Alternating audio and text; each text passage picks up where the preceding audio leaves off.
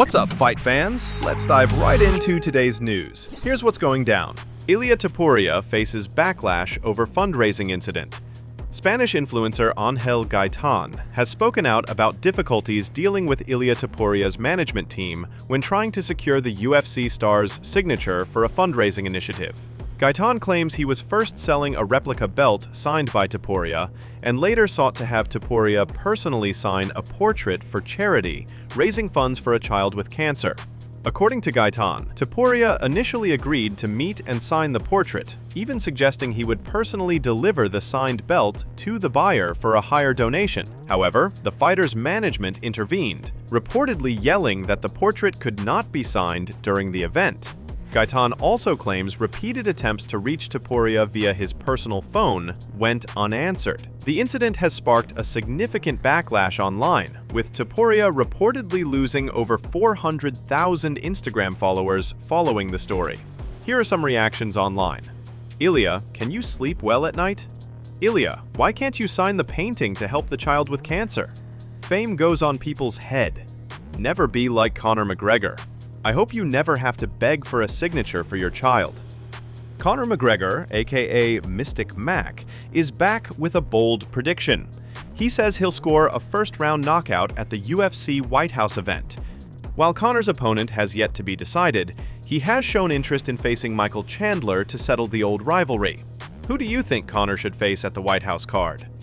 Jake Paul and Gervonta Davis finally came face-to-face at a press conference in New York ahead of their November 14th Netflix exhibition fight at the Kaseya Center.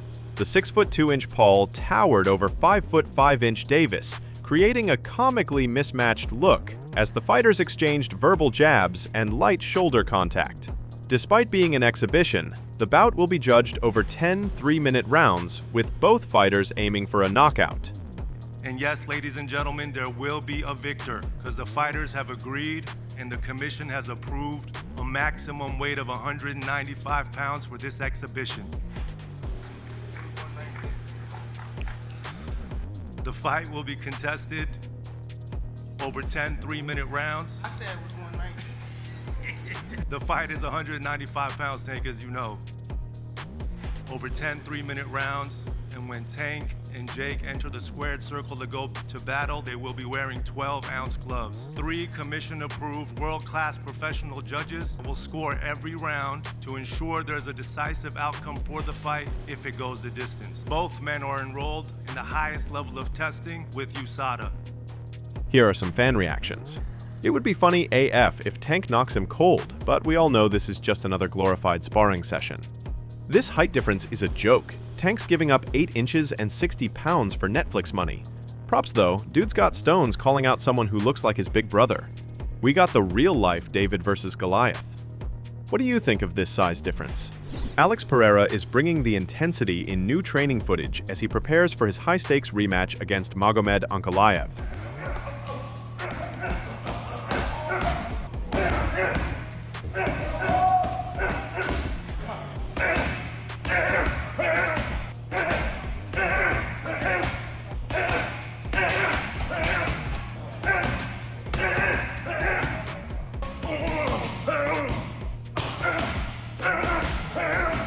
Do you think Pereira will get the win over Ankalaev this time? Tom Aspinall has shared new grappling footage with former PFL champion and number 12th heavyweight fighter Ante Delija, showcasing some impressive scrambles and technique.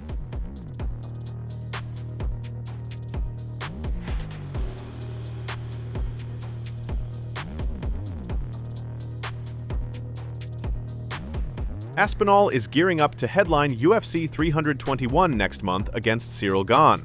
Will Tom's grappling be the key to beat Cyril Gane? Former UFC middleweight champ Israel Adesanya is back in training after a brief break, according to head coach Eugene Behrman. Behrman revealed that Adesanya is training twice a day, preparing both mentally and physically for a potential fight later this year. While no official matchup has been announced, Behrman hinted that Adesanya is ready for an exciting and fun fight, possibly even a rematch with Sean Strickland. He's training regularly, so he's training every day, twice a day. That's what he's doing. In terms of opponents, I don't know. I mean, Izzy's got a couple more in him. Just give him a fun fight. Give him something exciting. Give him something fun. I haven't really thought about specific names. That could leave it to the fans, I guess. Who do you think Adesanya should face in his return fight? Strickland or someone else? Robert Whittaker has opened up about who he wants to fight next, pointing to Sean Strickland as his ideal opponent. Speaking on his YouTube channel MMA Arcade, Whittaker expressed interest in hosting the fight in Australia, but noted doubts over whether Strickland would agree to travel, citing his reportedly tense relationship with the Australian government. I want to fight in Sydney next Feb. All right. That's what I want to fight next. I'd love to fight Strickland. Oh. I've been wanting that fight for a while. I think it'd be good. I think it'd be a good fight. He always brings people to cards. I don't think he'll come all the way here to Australia, but He's got some issues with Australia. yeah, I don't think he has the best rapport with the Australian government, but I don't know. Let's see what happens. Do you think Sean Strickland will accept the fight in Australia, or will Whittaker have to find a new opponent? UFC featherweight Diego Lopes says he wouldn't hesitate to move up to lightweight to face former champion Charles Oliveira at UFC Rio on October 11, replacing the injured Rafael Fiziev. Lopes, who recently knocked out Jean Silva at Noche UFC, is focused on a featherweight title run, but is open to the Oliveira fight if the UFC calls. Sure, why not? Of course I'd do it, especially because Charles is a legend of the sport in Brazil. I'll never turn down any fight. If the UFC thinks I'm the guy to fight him and calls me, definitely yes. I wouldn't think twice. We just won a fight and we're in a good position to fight for the belt, so I wouldn't ask for that. I've talked to my manager, we want the featherweight belt, but if the UFC calls us like, we need you, of course, let's go, no problem at all. Do you think Lopes can upset Oliveira if he steps in on short notice? Sean O'Malley is targeting a potential bantamweight title fight against Corey Sandhagen at the UFC White House event. O'Malley indicated that if Sandhagen defeats Merab Dvalishvili for the belt, and he wins his next fight, he could be in line for a White House title showdown. Here is what Sugar said on his YouTube channel. But the White House card, yeah, I mean, Corey goes up there, wins, I beat whoever's next. That's interesting. That could be, but regardless, I want to fight within the next 4 or 5 months, whatever it is. And then I'll also be ready for that, because they said it could be June, could be International Fight Week, said it could be July. So if I can get one in early next year, end of this year, one of the two, count me in. I want to be on that card. I mean, dude, being on the Sphere card, being on the White House card, these are just legendary moments that you just fucking, they're once in a lifetime fucking moments. Do you think Sugar deserves a title shot again after just one win? Alex Pereira made a prank call to Renato Moicano, pretending to confront him about turning Glover Teixeira against him. The twist? Glover was sitting right next to Alex the whole time, making the joke even funnier. Fala, irmão, de boa. Beleza? Cara, você fez a entrevista lá com o Glover lá, pô, achei um pouco de sacanagem, entendeu? As perguntas que você fez lá. E... Sério? Porra, velho. Entendeu? Não sei quem que você tá aprendendo. Sabe?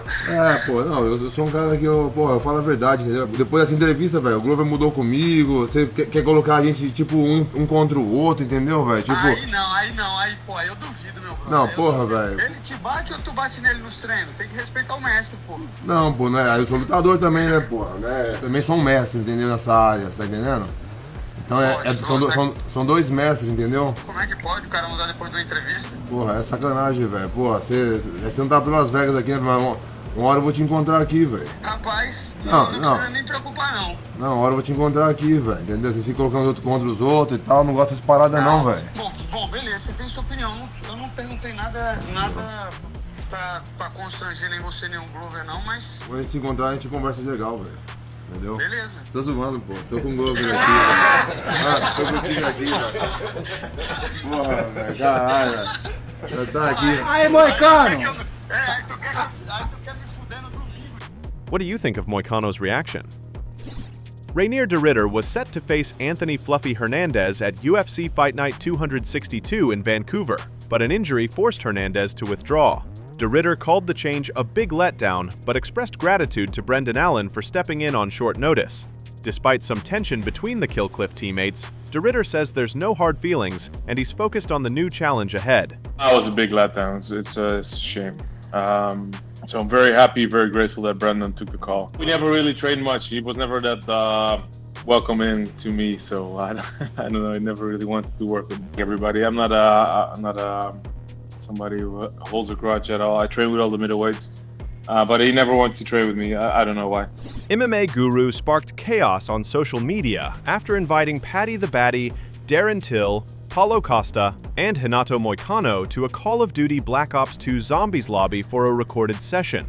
The invite didn't go as planned. Paulo Costa hilariously clapped back, Darren Till launched a savage tirade, and MMA Guru fired back with brutal comebacks.